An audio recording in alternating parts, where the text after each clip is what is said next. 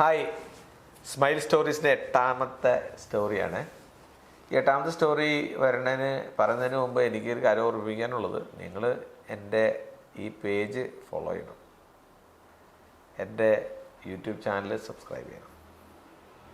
എന്തിനാണെന്ന് വെച്ച് കഴിഞ്ഞാൽ നിങ്ങൾക്ക് ഈ സ്മൈലിനെ പറ്റി, മേക്ക് ഓവറിനെ പറ്റി, ഫേസ് ലിഫ്റ്റിനെ പറ്റിയൊക്കെ വർഷങ്ങളായിട്ട് നമ്മൾ ചെയ്യുന്ന പല കാര്യങ്ങളുമാണ് ഞാനത് പറയുന്നത്. നിങ്ങളുടെ ആർക്കെങ്കിലും അങ്ങനൊരു സ്മൈൽ മേക്ക് ഓവറിനെ പറ്റി ചിന്തിക്കുന്നുണ്ടെങ്കിൽ, പാരൻസിനൊരു സ്മൈൽ ഗിഫ്റ്റ് ചെയ്യാൻ തീരുമാനിക്കുന്നുണ്ടെങ്കിൽ, നമുക്കത് തീർച്ചയായിട്ടും ഗംഭീരമാക്കുന്നതിനുള്ള എല്ലാ വിവരങ്ങളും ഞാൻ ഇതിനകത്ത് പറയുന്നുണ്ട്. അപ്പോൾ നിങ്ങളത് ശ്രദ്ധിക്കുക, ചാനൽ ഫോളോ ചെയ്യുക.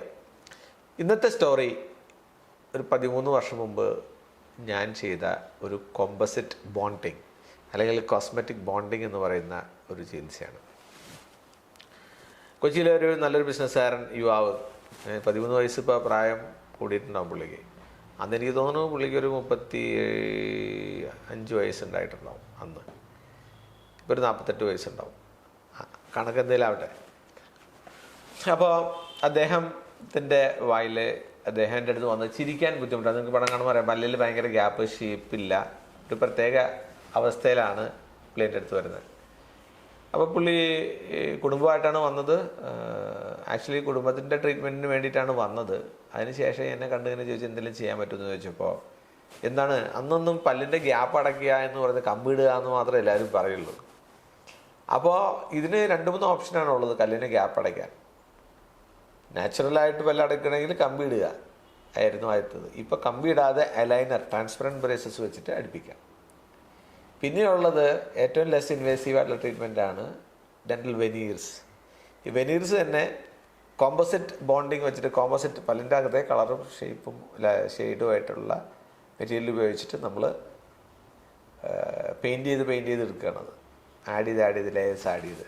അതൊരു സ്കിൽഫുൾ ഹാൻഡ് വർക്കാണ്. നിങ്ങൾ നോക്കിയാൽ മതി, നിങ്ങളുടെ ബിഫോർ ആഫ്റ്ററിലേക്ക് ഒന്ന് നോക്കിയേ, മനസ്സിലാവുമോ നിങ്ങൾക്ക് അത് അങ്ങനെ ചെയ്തതാണെന്ന്? ഇല്ല. ഇനി അതിൻ്റെ അപ്പുറത്തേക്കുള്ള ഏറ്റവും എക്സ്പെൻസീവ് ആയിട്ടുള്ള ഇതാണ് വെനീർസ്, സെറാമിക് വെനീർസ്.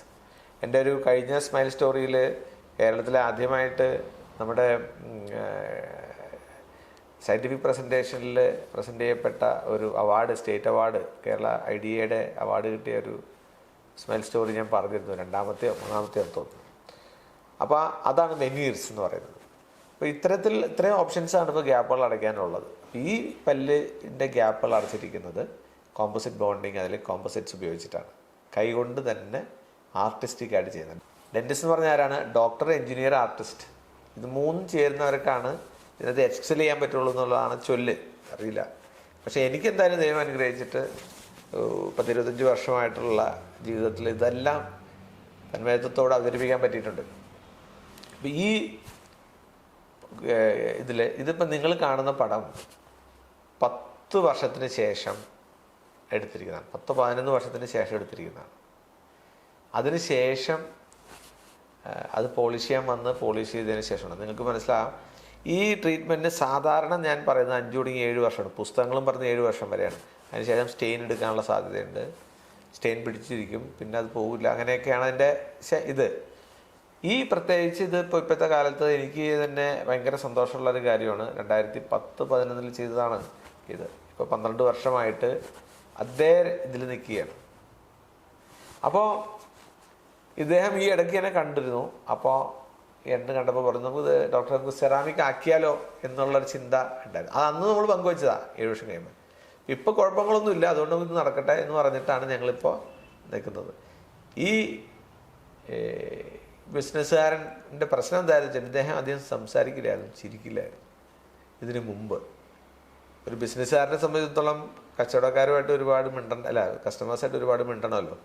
അപ്പോൾ അദ്ദേഹത്തിൻ്റെ കോൺഫിഡൻസിനെ ഒരുപാട് അഫക്റ്റ് ചെയ്തിരുന്നു. അപ്പോൾ ഈ ഒരു അവസ്ഥയിൽ നിന്ന് അദ്ദേഹം വളരെ ഡെവലപ്ഡ് ആയിട്ടുള്ളൊരു ബിസിനസ്സുകാരനായിട്ട് ഇപ്പോൾ ഞാൻ കാണുന്നത്. അപ്പോൾ പുള്ളിക്ക് ഈ വെനീർസ്, സെറാമിക് വെനീർസും ചെയ്യണമെന്നൊന്നും ഒരു കുഴപ്പമില്ല, അഫോർഡബിളാണ്.